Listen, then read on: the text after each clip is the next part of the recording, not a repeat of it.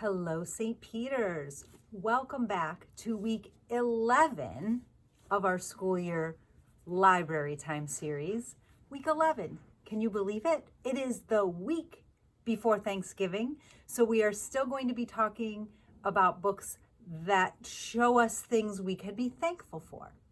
Like the first week of November, we read about a family, so we are thankful for families. Last week we read about friends, so we are thankful for our friends. And this week we're going to be thankful for the food that we get to eat that keeps our bodies healthy and our minds focused, right? So all of my friends are here. Here's our pig of joy, Daisy, Ralph, of course, and Magic Monkey's hanging out with Ralph today. Do you have all of your friends? Go get them. Okay, let's get ready for our story. Let's turn up our ears so we're ready to listen. Turn off our mouths so we don't make a sound. Put your hands quietly in your lap. Take a nice big deep breath. Now we're ready for our story. So today we're going to focus on being thankful for our food. I know sometimes it seems like magic that all of a sudden you have dinner ready, right? Somebody's taking care of you. Somebody's making that food. Maybe you'll be able to help them out today after we read this book. This one is called Stone Soup, and it's based on an old fable. So this story has been written before, kind of like fairy tales. There's a lot of versions of Cinderella. There's a lot of different versions of Snow White. So when they're using a different version, they still say it's retold because they're essentially using the same idea someone else had. So the author who retold this story is Marilyn Sapienza, very Italian, and our illustrator is Hans Wilhelm. He illustrates a lot of children's books. Stone Soup. I'm tired. I'm hungry, whined Molly. Don't worry, said Max. Our troubles are over. Look, I see a little village just a few miles away. But we don't know anyone there, said Molly. Max thought for a moment. He said. You're right, but maybe some friendly villager lives there. Maybe they'll give us something to eat and a place to rest. Yes, said Molly. Most people are kind. Let's go. Here they go. What Molly and Max didn't know is that these villagers weren't kind. They were stingy and mean. Do you know what stingy means? I asked this with some of my second graders yesterday. We all know what mean is, right? When you are not being nice. Being stingy means that you're greedy and you want to hold and keep everything for yourself. You don't want to be stingy. But these villagers are. So they're stingy and mean. Eek! Shouted Mr. and Mrs. Ratfink. Eek! Shouted their little baby too. Strangers are coming, yelled Mr. Ratfink. They'll want us to share what we have with them. Eek! Squealed baby Ratfink. Let's hide our food. Let's close our shops, said the butcher. Whoa, they haven't even met them and they don't want to share. The town banker hid his money. He put up a sign on the bank that said, closed. The village innkeeper hid his room keys. He put a sign on the door, no room. The farmer's wife hid her garden vegetables. She closed the door and shuttered the windows. The townspeople hid carrots and corn. They hid potatoes and peas. They hid beans and broccoli, onions and herbs, milk and meat. Soon there was not one bit of food in sight. Stingy, see? That's what stingy means. They're being very greedy. All the villagers practiced looking hungry. But by the time Molly and Max reached the village, there was no one around. "Where is everyone?" asked Molly. "They're probably inside having lunch," reasoned Max. "Can't you smell something delicious?" "Yes," said Molly. "It's coming from that house over there. The door is even open a crack." "Maybe they saw us coming and are waiting for us," said Max hopefully. So here, they're going to go into town. They're going to go see what smells so good coming from that door. But when Molly and Max got to the door, it slammed shut. Boom. "Go away!" shouted a voice from behind the door. Molly and Max walked up to a man who was crossing the street. "Excuse me, sir," said Molly. "Could you please help us? We've been traveling a long time. We could use a hot meal and a place to sleep." "Forget it," said a man in a gruff voice. So here the door slammed in their face. Not very nice. And he just told them to go away. These are some mean villagers. Molly and Max knocked on every door. They stopped everyone who passed by, but the answers were always the same. "No food, no room, go away." "What are we going to do?" asked Molly. "No one here can help us." "I have a feeling that no one here wants to help us," said Max. "I think these people have hearts of stone." Look how sad they look. That is pretty sad. No one will help you. "Hey," said Molly, "that gives me an idea." Molly whispered her idea to Max. Then they rang the village bell. Bong, bong, bong. Kind of like our bells are ringing right now. Bong went the bell. All the townspeople came running. "What's going on here?" grumbled Mr. Ratfink. "We only ring the bell when there's an emergency." "Eek!" screeched Baby Ratfink. "There is an emergency," Max told everyone. "There's no food in this town." "So now is the time to make stone soup," said Molly. "Stone soup? I've never heard of it," said the farmer's wife.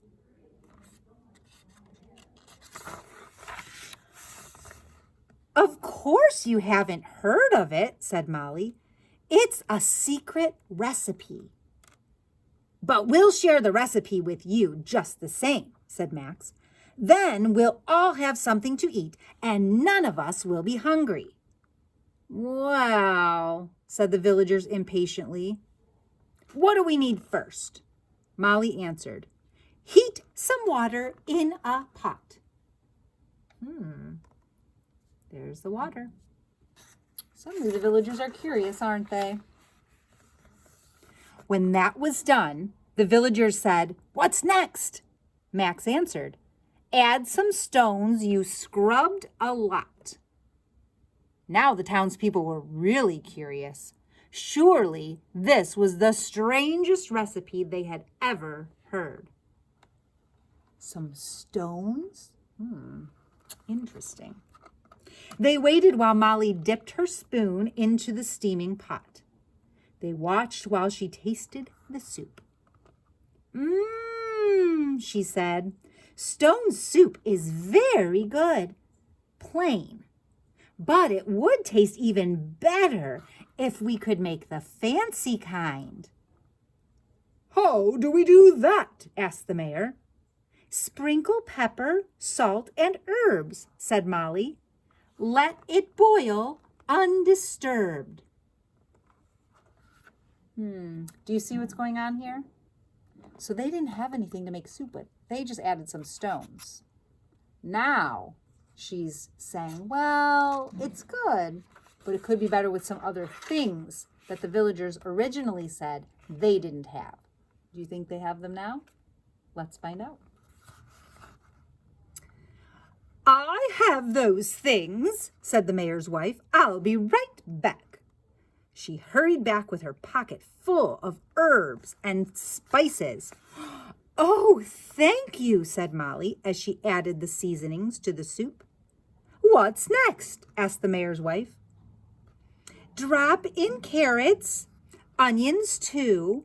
Let the soup heat through and through, said Molly. But we'll just have to go without carrots and onions, she sighed. I have those things, said the farmer's wife. I'll be right back. She came back with a sack bulging with carrots and onions. Oh, thank you, said Molly as she added them to the soup. What's next? Asked the farmer's wife. All of a sudden they do have things. Molly replied, stir in milk to make it sweet and add potatoes for a treat. With milk and potatoes, it would be so much better. I have milk, shouted the butcher's wife. And the baker's wife has potatoes. We'll be right back. The butcher's wife returned with 2 buckets brimming with milk. The banker's wife came back with baskets full of potatoes. Oh, thank you, said Molly as she added them to the soup. What's next? Asked the banker's wife. Max replied, toss in meat cubes, let it stew, let it bubble, let it brew. Too bad we don't have any meat, sighed Molly. I know where to get some, said the butcher excitedly. I'll be right back. A short time later, the butcher returned with a huge chunk of meat, which he quickly cut into pieces. Oh, thank you, said Molly as she stirred the meat pieces into the boiling pot. What's next? Asked the butcher. Wow. Suddenly there's so many things in that pot. The best part, said Molly. Taste the soup, and when it's done, serve stone soup to everyone. Yay! Cheered the mayor. It's time to taste the soup. He snatched up a spoonful of soup and tasted it. This is the most delicious soup I've ever had, said the mayor. And to think that it's made with nothing but stones and water.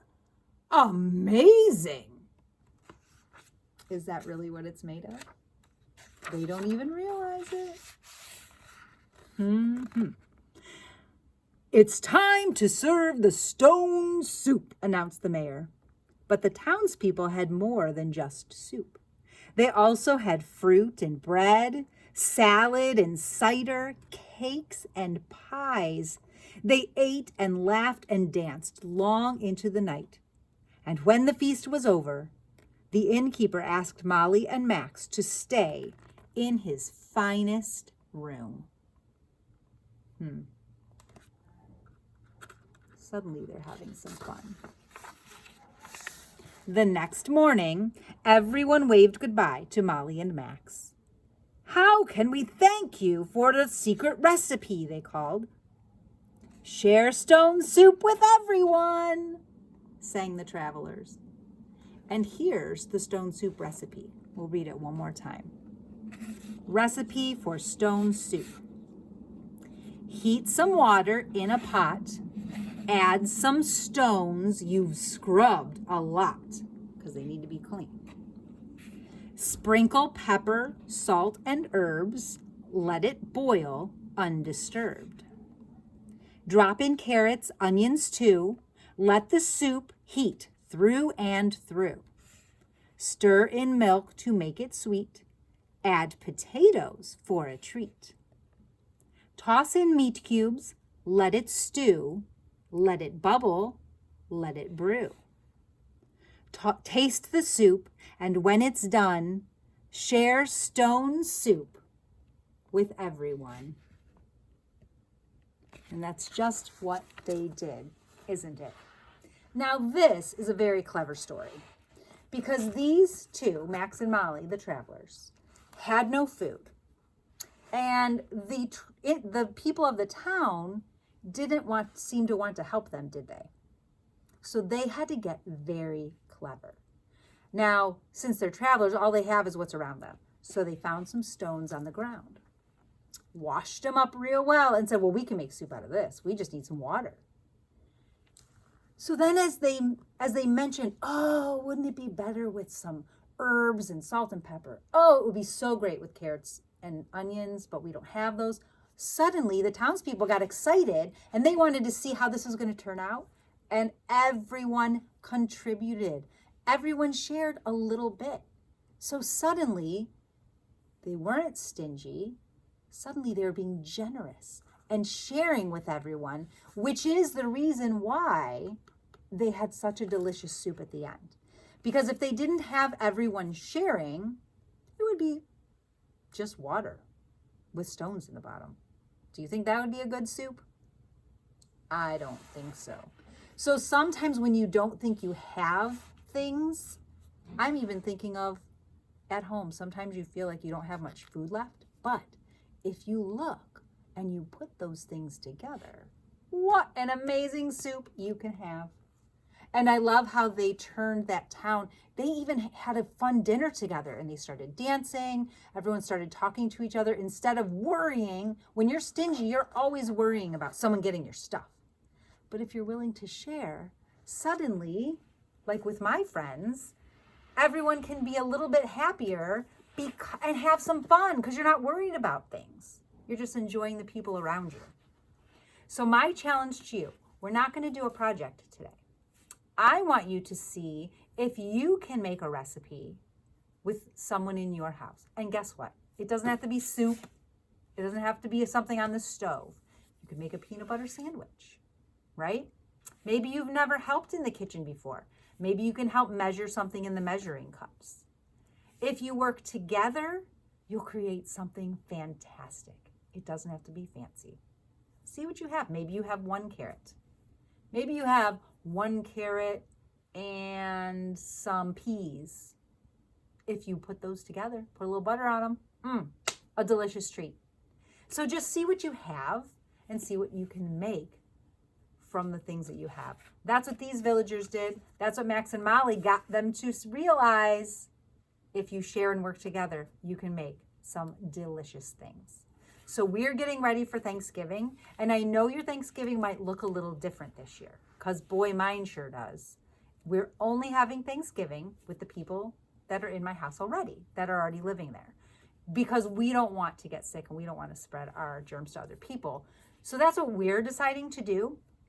And then maybe we'll do some Zoom calls with my brothers because they live somewhere else. So we are still a family and we're still connected. We just have to eat our dinners in other places. And then maybe we can share our recipes so that our recipes can be made at our house and at their house. And they can give us a recipe of theirs. That would be a fun way to share Thanksgiving without actually all being in the same room. I think we're still going to have wonderful holidays. What do you think? So today we're being thankful for our food. If you can't get in the kitchen today because other things are going on, when you sit down to eat your food, thank your parents for making it for you, for having it. But I really want you to try to get in there and see if you can help out a little bit. Just a little bit. You don't have to do the whole thing. It'll be fun. What do you think what do you say we spread some joy? Now, already helping in the kitchen, that would be pretty joyful. What do you think? Joy loves to help in a kitchen. Sometimes she gets a little messy though, because her hands are so short. It's not easier for her to hold things. All right, Joy, how are we going to spread our joy today? I'm excited. Let's see what we've got. Oh, this is a great idea.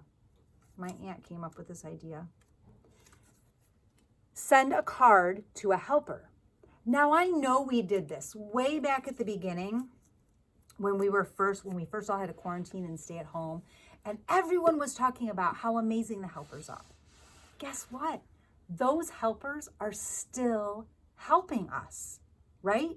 The doctors and the nurses are still working so hard so that everyone can be healthy. The teachers are working so hard so that you can have school, whether you have to stay at home or if you get to come to school. All the teachers are working so hard. The people who are delivering all of the packages to your door when you can't go out, even groceries are being delivered, those delivery people are working so hard. The garbage men cleaning everything up after us, the grocery store workers who are providing our food. There are so many helpers out there. So think of a helper.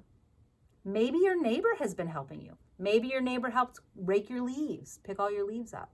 Maybe your neighbor went out and got some groceries if someone in your family didn't feel well. So think about someone who helped you and draw them a picture or make them a card. If you can mail it, that's great. If you see them, that's great too. If you see them, you can just hand it to them and say, thank you for helping me. So thank a helper, make a picture, send them a card. It will really brighten up their day because when they're so busy helping, sometimes they forget to stop and take care of themselves. So you can help take care of them. Wouldn't that be wonderful? Okay, boys and girls, go have some fun today. It's sunny, but it's cold, so put your coat on if you go play outside. Have some fun. Go make a delicious recipe. If you do cook something in your house, let me know. Tell me what you made. Maybe I'll try your recipe that you tried, right? All right, boys and girls, you're going to go make your recipe. Go make your card, draw your picture for the helpers. Go spread some joy. That's what Joy and I are going to do now too. I'll see you here again next week.